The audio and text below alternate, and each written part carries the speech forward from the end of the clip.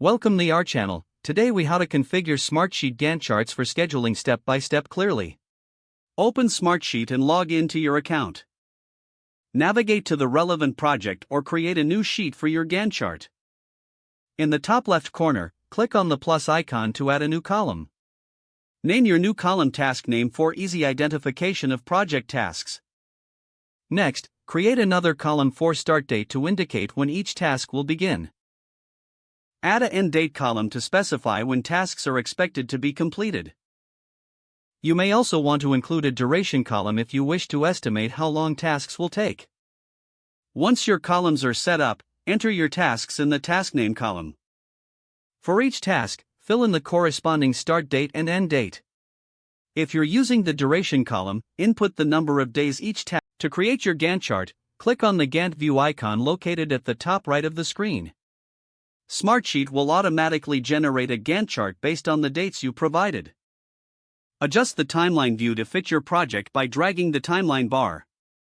You can change the color of tasks by clicking on the taskbar in the Gantt chart. To add dependencies, click on a taskbar and drag it to another task to create a link. This will help visualize the relationship between tasks and how delays can impact the overall project. To further customize your Gantt chart, click on the Format tab in the toolbar. Here, you can adjust settings such as the timescale, grid lines, and colors for better visibility. Make sure to review your Gantt chart for accuracy and completeness. After reviewing, share your Smartsheet with team members by clicking the Share button. You can also set permissions for each team member to control what they can edit. Finally, remember to update the Gantt chart as project timelines change.